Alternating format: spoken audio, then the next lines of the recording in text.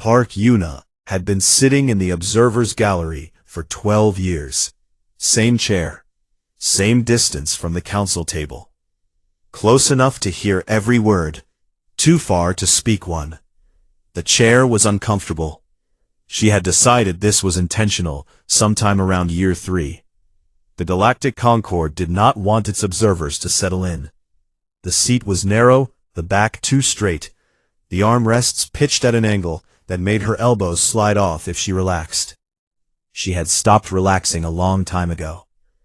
Today the Grand Forum smelled like ozone and something floral she had never been able to identify.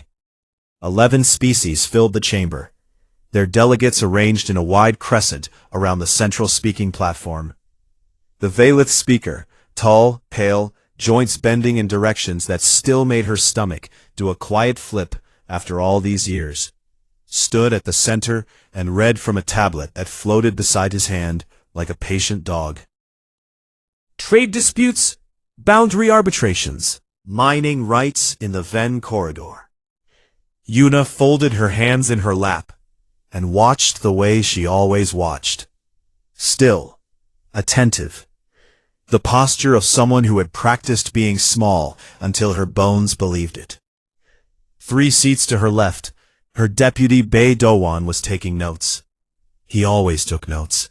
12 years of notes in neat columns, cross-referenced, indexed, stored in files that no one on the council would ever read, because no one on the council had ever asked a human for an opinion. Dowan believed the notes mattered. Yuna let him believe it. The Valith speaker transitioned to the next agenda item. He called it a security resolution. The language was soft, bureaucratic, wrapped in the kind of diplomatic padding that made ugly things sound like furniture. Yuna's earpiece translated every word with a half-second delay. She didn't need it. She had learned Valith in year 4. She had learned Droon in year 6. She had learned the Ofari's whisper language in year 9, mostly because it annoyed the Ofari ambassador, who had not expected a human to bother. She kept the earpiece in anyway. It was useful for people to think she needed it. The resolution was simple. Humanity's colonial expansion in the outer systems had been deemed a security concern. The Concord had conducted a review.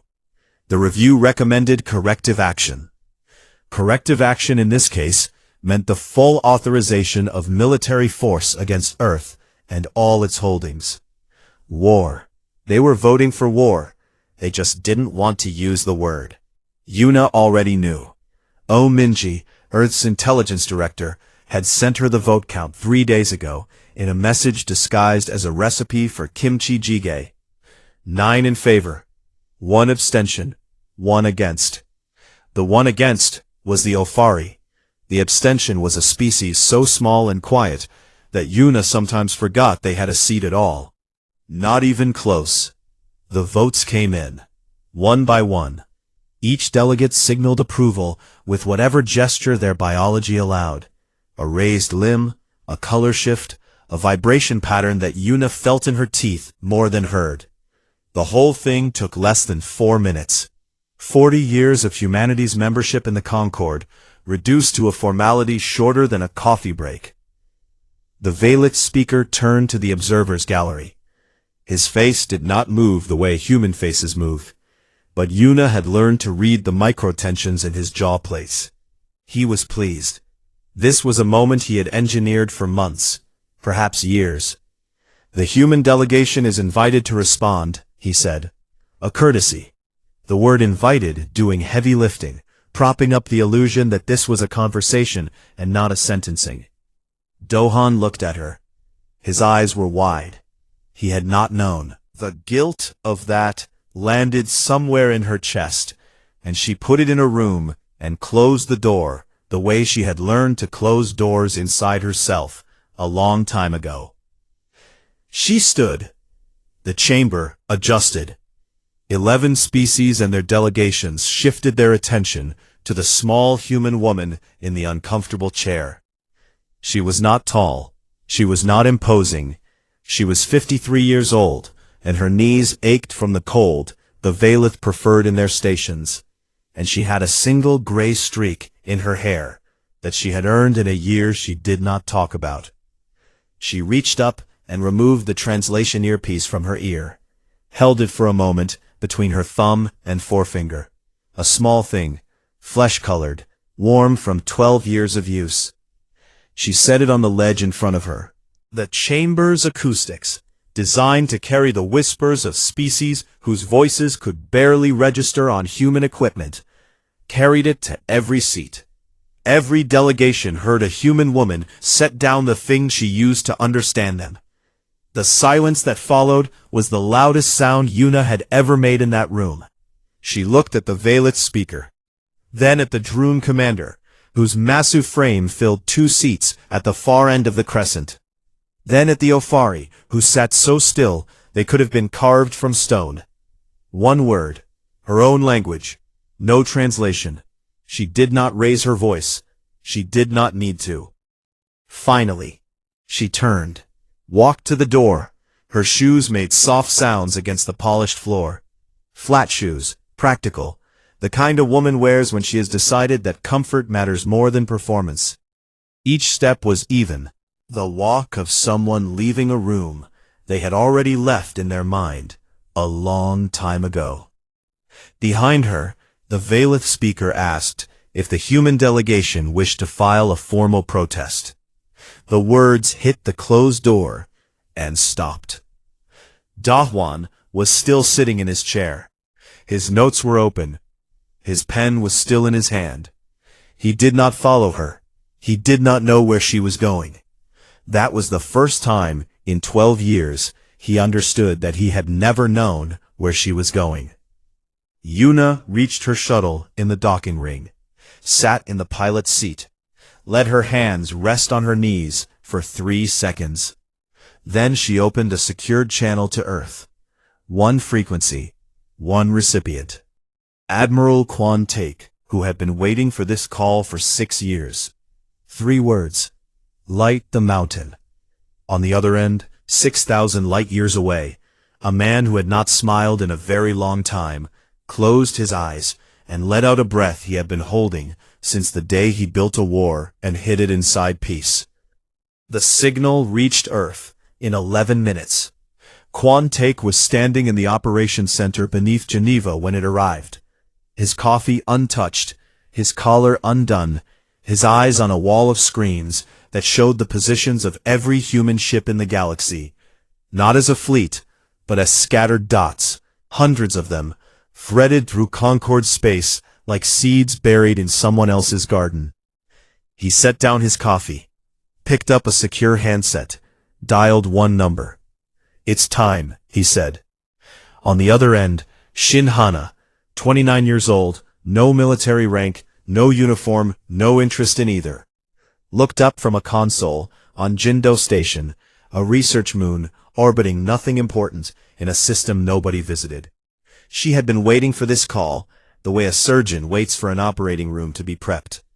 No excitement, just the quiet click of moving from preparation to execution. "Which package?" she asked. "All of them." She was calculating deployment sequences in her head, sorting priorities the way other people sort laundry. "That will take 4 hours. You have 3. She hung up. Taik did not take it personally. He had learned that Hana's rudeness was not personal. It was structural. Her brain simply did not allocate resources to pleasantries when there was math to be done. Across 18 star systems, the seeds began to move. Small ships, frigates, corvettes, fast attack craft no bigger than commercial transports, broke from their holding patterns and slipped into pre-assigned corridors. They did not gather. They did not form a line. They spread out further. The Concord surveillance systems, which were designed to detect the large fleet formations that every other species used for war, saw nothing unusual. A few merchant vessels changing course, routine traffic. Humanity did not fight the way the galaxy expected, because humanity had never been able to afford to. Earth's military history was not a story of matched armies on open fields. It was a story of the smaller force, the faster force, The force that hit you from a direction you didn't know existed, and then vanished before you could turn around. Quan Tech had built this doctrine into metal and fuel and human stubbornness. There was no grand fleet. There were wolf packs, and they were already in the water. On Earth, in a room that was officially listed as a storage closet, in a building that was officially listed as an agricultural ministry, Oh Min-ji opened a laptop and began typing. She was 46, short hair, a face that people trusted instinctively, which was the most dangerous thing about her. Min-ji's network was not made of spies, it was made of infrastructure. For 2 decades, human engineering firms had won contracts across Concord space, communication relays, data routing stations, power grid components. They'd built them well. They built them on time. They also built doors that only Min-ji had the keys to. She was not going to destroy anything. Destruction was loud and temporary. She was going to edit. A signal delayed here, a command rerouted there. Small changes, the kind that looked like glitches until they looked like graveyards. She smiled. She typed. The galaxy had no idea what was inside its own walls. Back on the shuttle from Ceph-4, Yuna sat across from Do-won for the first time since she had walked out of the chamber. He had not spoken during docking. He had not spoken during departure. He was speaking now. How long? Yuna looked at him. How long what? How long have you been planning this? She owed him that much. 12 years of his loyalty. His belief that the bowing meant something. That the notes, and the patience, and the small dignities of diplomacy were building toward a seat at the table earned through trust. 6 years, she said. The military preparation. 6 years. And before that? Before that, I was just angry. Do-won leaned back. His hands were on his knees, fingers spread, the posture of a man trying to hold on to a surface that was tilting. You let me believe, he said. Every meeting, every proposal I drafted, every time I told you we were making progress, you let me believe it. You needed to believe it. If you didn't believe it, they wouldn't believe it. The words hung between them like smoke. Do-won looked at her, and she saw the exact moment he understood what she was saying. His sincerity had been her cover. His hope had been her camouflage. Every genuine smile he had offered the Concorde, every earnest handshake, every drafted proposal sent in good faith, all of it had been real to him and useful to her. You used me, he said. She did not deny it. She did not apologize. She held his gaze and let him see the things she had been hiding behind 12 years of bowing. Not rage, not coldness, but something worse. Certainty.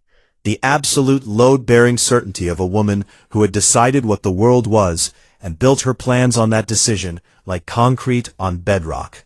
They were never going to give us the chair, Do-won. You don't know that. I knew it in year 2. I spent years 3 and 4 making sure. They don't see us as people. They see us as something between pets and furniture. 40 years of compliance, and they still made us sit in the gallery. She paused. I didn't use you. I used your belief. There's a difference. Filed it in the room with the other costs. The room was getting crowded. On Jindo Station, Hana met her deadline with 4 minutes to spare. 18 weapons packages deployed to 18 systems. Gravity lenses, adaptive hull plating, communications disruptors that could cut a fleet's nervous system in 9 seconds. Each one disguised inside cargo containers marked as agricultural equipment. The irony was not lost on her. She simply did not care about irony. She sent one message to Take. Packages delivered, don't waste them. Take forwarded the confirmation to Yuna.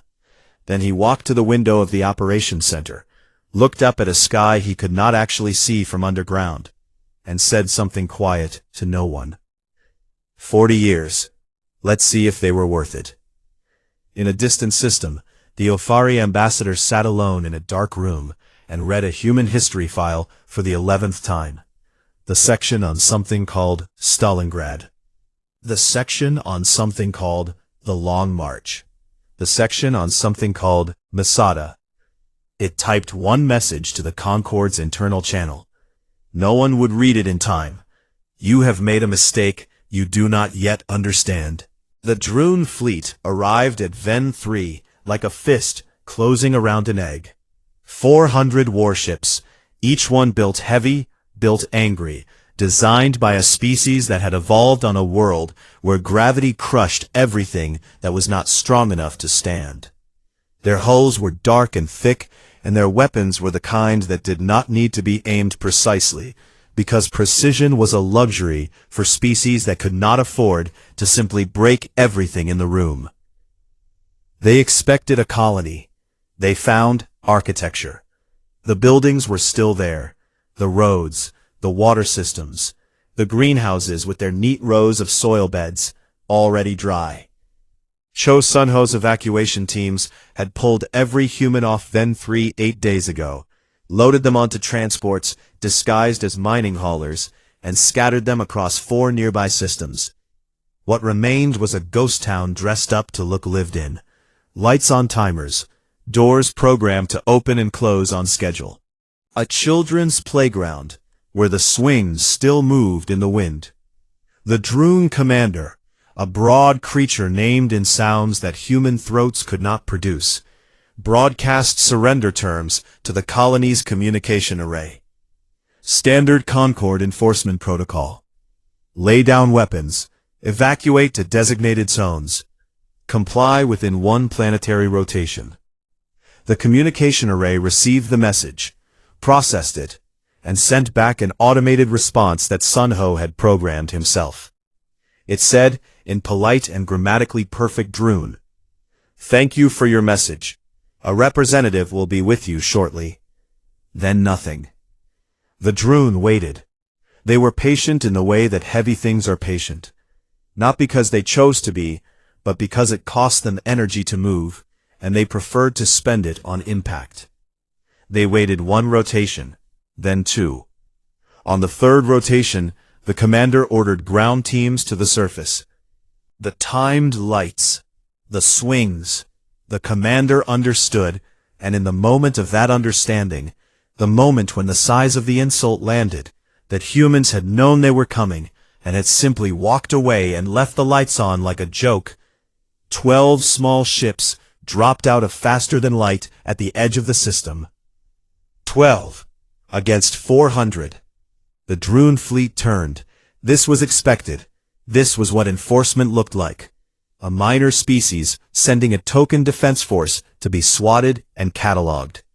The commander ordered standard engagement formation, a wide net designed to surround and compress. Sunho did not fly into the net. He flew through it. His wolf pack hit the Droon formation at its thinnest point, the supply line between the rearguard and the main body, and fired everything they had in a 3-second burst that lit up the dark between the stars. 12 ships in 12 directions, engines burning hot, each one taking a different angle away from the formation, like seeds blown off a dead flower. 19 Droon ships died in that first pass. Not the big ones, the support vessels, fuel carriers, communication relays, the bones of a fleet, not the muscle. The Droon had not lost 19 ships in a single engagement in 50 years. The commander reformed, tightened the net, sent fast attack wings after the scattering wolves. But the wolves were already gone, punched into short faster-than-light jumps, popping out seconds later at different points around the system's edge, already turning for another pass. This was not how war worked. War, as the Concorde understood it, was formation against formation, mass against mass. You lined up your ships, and you pushed until one side broke. Humans did not line up. Humans bit and ran and bit again, and the biting was never in the same place twice. Sunho's hands were steady on the controls of the Baekdu. His crew was young, and their voices were tight on the comms, but their hands were steady too, because he had trained them for 2 years on exactly this. The geometry of being small, inside a space full of things that wanted to crush you. He gave one order: Hana's gift, now. In the lower decks of the Baekdu, a device that Shin Hana had installed 3 weeks ago powered up. It was not large. It did not look dangerous. It looked, if anything, like an industrial refrigerator with too many cables. But when it fired, it sent a pulse through the electromagnetic spectrum that did something the Droon had never encountered. Their fleet went deaf. Every ship, every communication channel, every command frequency. 9 seconds of pulse, and 400 warships were isolated from each other. Each one alone in the dark, unable to hear orders, unable to coordinate, unable to do the one thing that made a fleet instead of a collection of individual targets. The silence lasted 11 minutes. Hana had estimated 8. She would be pleased. In those 11 minutes, Sun Ho's 12 ships killed 43 more. They did not aim for the warships. They aimed for the eyes, sensor arrays, navigation clusters, the delicate instruments that told a ship where it was and what was around it. A blind ship is a frightened ship. A frightened ship makes mistakes. And mistakes, in the vacuum, are the same thing as graves. When the Droon communications came back online, the formation was broken. Ships out of position. Captains shouting over each other on open channels. The commander roaring orders that arrived too late for situations that had already ended. Sun Ho pulled his wolf pack out. Clean retreat. Faster than light jump to a preset rally point 3 systems away. 12 ships in, 12 ships out. Not a single hull lost. Behind them, the Droon fleet held Ven 3. An empty colony on a small world that nobody had wanted until it became the place where the Concord learned something it had forgotten. War costs something. Not money, not resources, bodies. The commander filed a report. 62 ships lost or crippled, to 12. The numbers were humiliating, and the commander knew that the humiliation was the point. But knowing that did not make it weigh less. The report traveled up the Concorde's chain of communication, through relay stations that Minji had already threaded with her quiet alterations, and landed on the desk of the Vaulat speaker 3 days later. Then again. 62 to 12. He set the report down. His staff noticed that his hands were different. The microtensions in his jaw plates, the ones that Yuna had spent 12 years learning to read, were wrong. Not anger, not frustration. The Vaulat speaker was afraid. He did not say this. He would not say this. But his hands told the truth that his voice would spend the next 3 months trying to bury. And the truth was simple. This was not a police action. This was not enforcement. The humans had been sitting in the gallery for 40 years, and they had not been sitting still. They had been counting the Concorde's teeth and building something to break every single one. On the Baekdu, 3 systems away, Sun Ho sat in his captain's chair and stared at the stars through the forward viewport. His hands were shaking now. Not during the fight. After. Always after. He closed his fists, opened them, closed them again.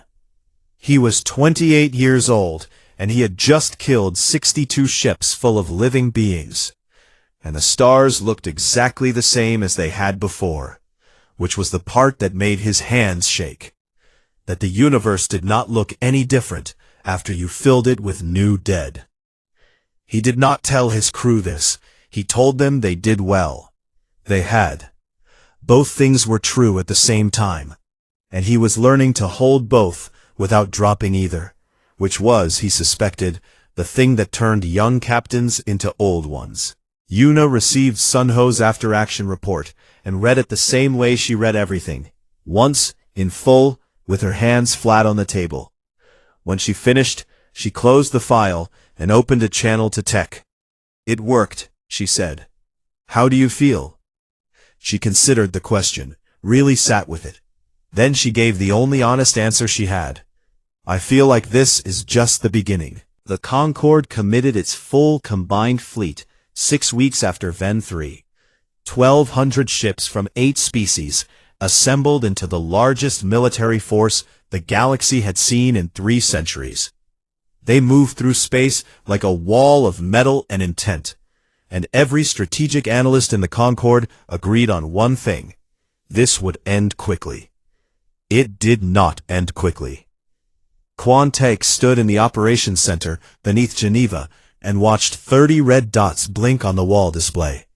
30 engagements, 30 systems, not one of them decisive. Every one of them expensive. The wolf packs were doing what wolves do. They did not meet the wall. They circled it, nipped at its edges, drew blood from its flanks, and disappeared before the wall could turn. The Concorde fleet was designed to crush, to move forward in one direction with overwhelming force and flatten whatever stood in front of it. It could not crush what it could not find. And humanity's ships were small and fast, and had been designed by a woman who understood that the best weapon is the one your enemy does not know is a weapon until it is already inside them. Hana's communication disruptors fired across 6 systems simultaneously. The coordinated pulse, timed to the millisecond by a woman who found milliseconds sloppy but acceptable, cut the Concorde's fleet communications for varying durations across each engagement zone.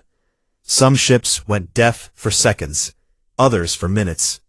The effect was not uniform, and that was the cruelty of it. Because a fleet that loses communication entirely can at least agree on one thing: we are all deaf. A fleet where some ships can hear and others cannot is a fleet arguing with itself in the dark. Orders arrived late, or wrong, or not at all. The Valith High Command issued a tactical withdrawal in System Ken, and the Droon battle group in that system received the order 90 seconds after the withdrawal window had closed. In those 90 seconds, 6 Droon ships followed a formation pattern that no longer existed, flew into a corridor that was no longer covered, and met 4 of Sunho's wolves coming the other direction. 6 ships, 90 seconds. Minji's little edits. Quiet as a whisper, loud as a funeral. Minji herself was sitting in that same classified room on Earth, drinking tea that had gone cold 2 hours ago, monitoring the communications network she had spent 20 years building inside the Concorde's own walls. She was not destroying anything.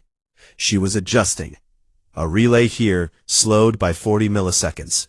A data packet there rerouted through an unnecessary junction. The kind of things that looked like infrastructure fatigue if you weren't looking closely. And nobody was looking closely because nobody believed that the species they'd kept in the observer's gallery was capable of this. That was the thing about being underestimated for 40 years. People stopped checking your work. She opened a new file. Incoming communications between 3 Concorde species, the Telluri, the Mon, and the Gesat, and Earth's diplomatic corps. Back-channel conversations. Unofficial. Quiet. The 3 species had voted yes on the war declaration out of political obligation, not conviction. And now that the war was costing real metal and real bodies, their conviction was even less than it had been before. They wanted to talk. Minji let them think the conversations were secret. She read every word. On the front lines, Hana's final weapon was deployed for the first time. It happened in System Oreth, where a Concorde battle group of 80 ships had cornered a wolf pack of 9. Standard encirclement. The Concorde ships closed the net. The wolves had nowhere to jump. For the first time in the war, the Concorde had humanity's ships exactly where fleet doctrine said they should be.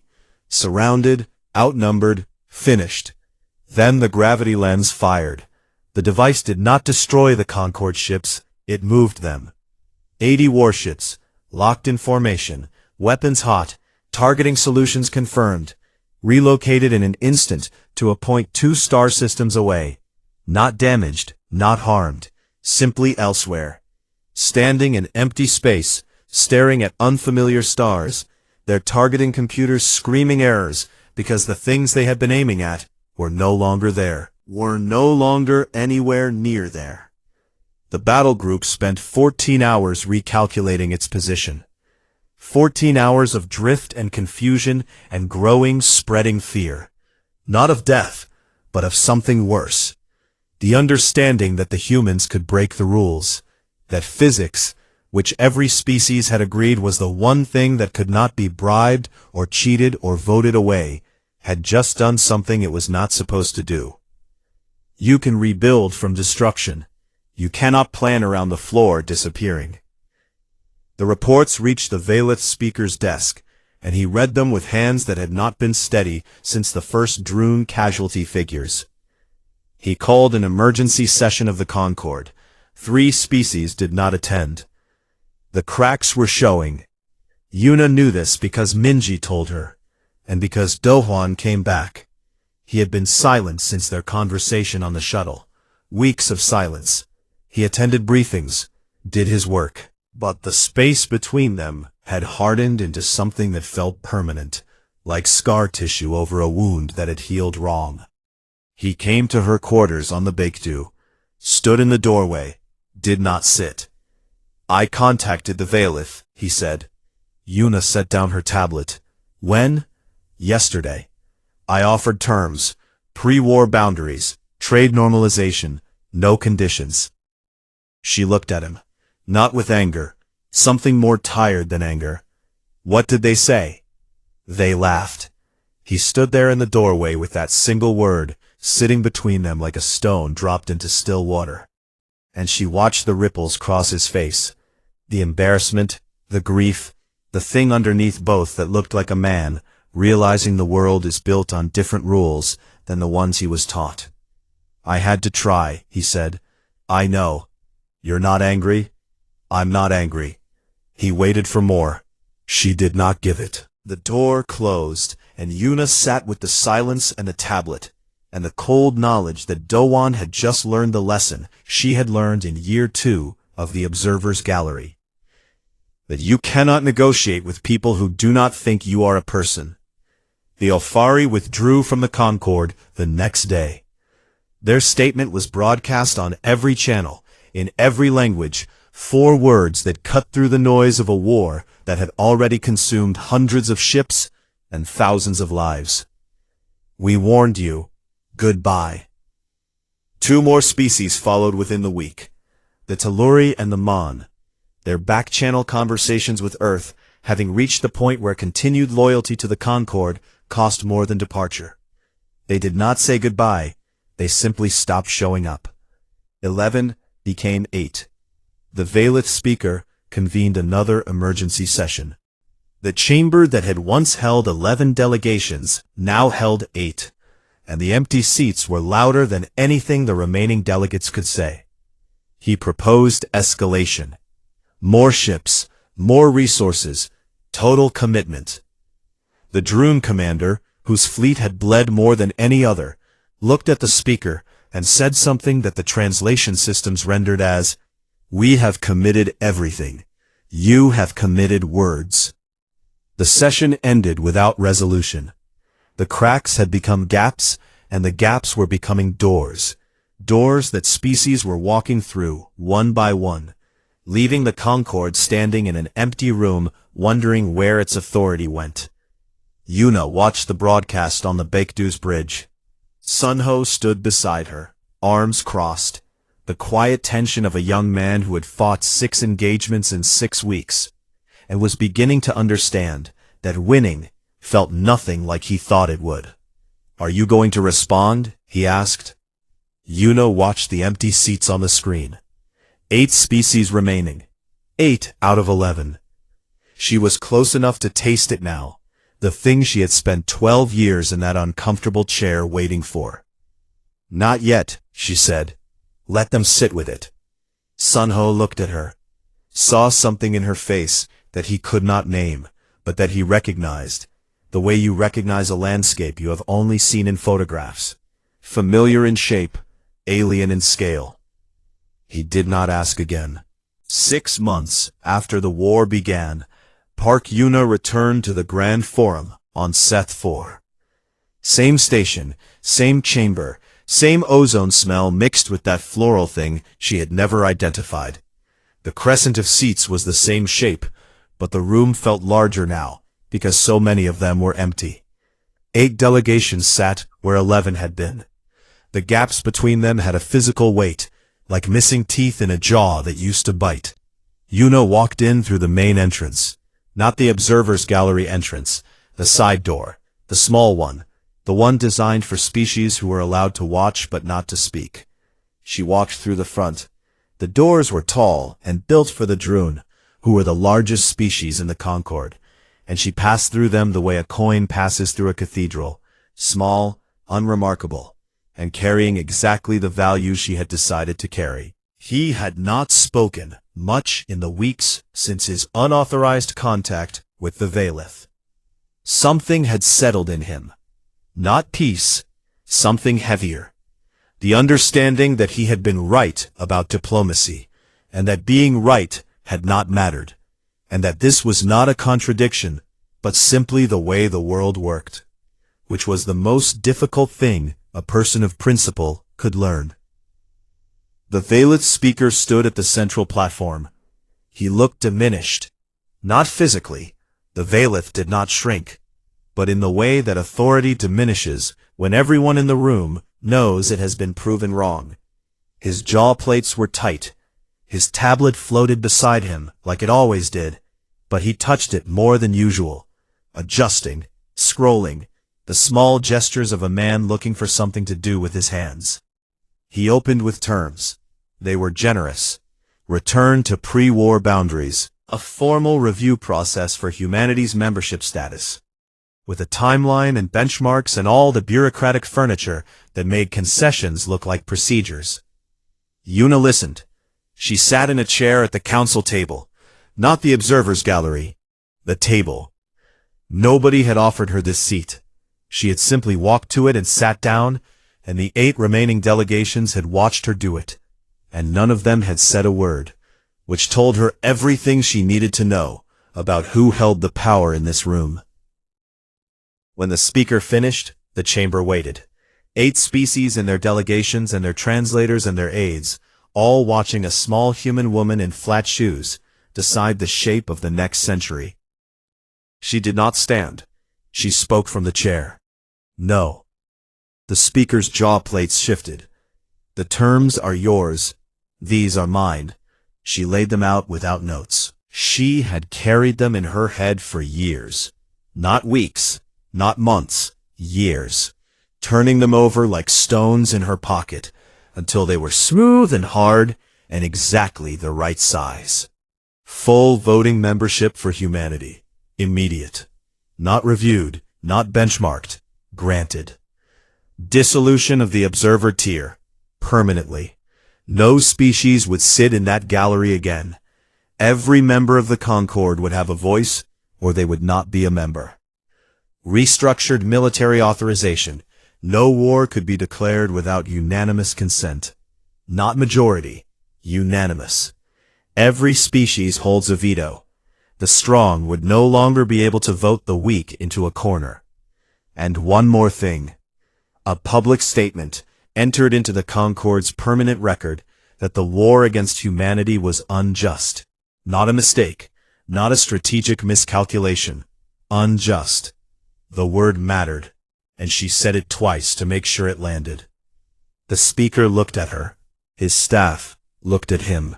The Droon commander, whose forces had lost more ships than any other faction, sat still in his oversized seat and stared at the small human woman with something that was not respect, exactly, but was close enough to share a border with it. These terms are non-negotiable. Silence, the kind that fills a room the way water fills a glass, from the bottom up, rising until it reaches the brim and sits there, trembling, waiting for one more drop to make it spill. The speaker began to speak again. Yuna reached into her pocket and removed the small communication device. She placed it on the table, opened a channel. The entire chamber heard the frequency connect. They heard the voice on the other end. Admiral Quantake, standing by. She did not say anything else. She did not need to. Behind her, somewhere in the dark between stars, a distributed fleet of wolf packs waited for a word from this woman, and the word had not yet been spoken. And every species in this chamber understood what that meant.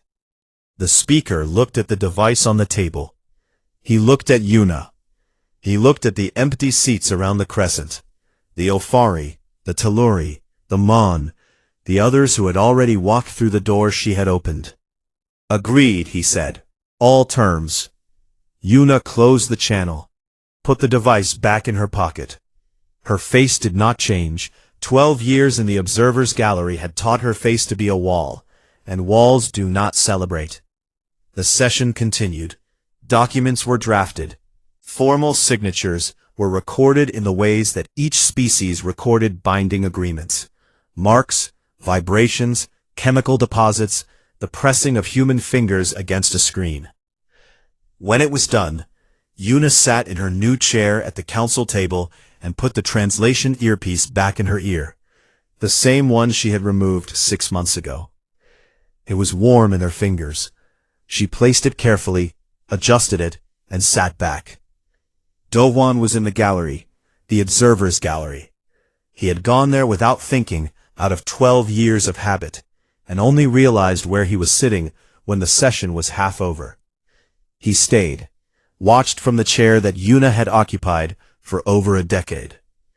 She had won. Diplomacy had won in the end.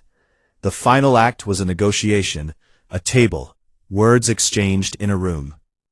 But Dowan had watched what it took to reach this table, and the path had been made of burning ships and deaf fleets, and a woman who had decided 12 years ago that patience was a weapon, and had spent every day since sharpening it against the Concord's own indifference. The victory was real. The grief was also real. He held both, and they did not cancel each other out. They sat side by side like two people on a bench who did not speak the same language. After the session, the Ofari ambassador found Yuna in the corridor. Small, ancient, still as stone. It had come back for the signing, though the Ofari had formally withdrawn from the Concord weeks ago. Observing. Always observing. It was their way. Ambassador Park. Ambassador. The Ofari looked up at her with eyes that had watched civilizations rise and fold and rise again. Was there ever a version of this, where you did not go to war? She considered the question the way she considered everything, fully, with her hands still at her sides, and her weight evenly balanced, and her face giving nothing away. She turned it over, looked at it from several angles, gave it the respect it deserved, because the Ofari had been the only species to vote against the war, and that vote had cost them something, and she owed them an honest answer. Ask the Concord, she said. They had 40 years to find out. The Ofari watched her walk away. Small steps, flat shoes, the sound fading down the corridor until it was gone. That night, alone in her quarters on the station, Yuna removed her shoes and sat on the edge of her bed. The treaty was signed. The chair was won. The observer's gallery would never hold another species in its uncomfortable seats, waiting for a voice that was never granted. She pressed her palms flat against her knees, fingers spread, weight settled. She did not cry. She did not call Take, or Hana, or Minji, or Dohan. She did not open the treaty document to read her own name at the bottom. She did not look out the window at the stars that looked exactly the same as they had 6 months ago, before she had rearranged the political architecture of a galaxy to win a seat at a table. She just sat with it. The bed was uncomfortable. She decided this was fine. She had gotten good at sitting in uncomfortable chairs.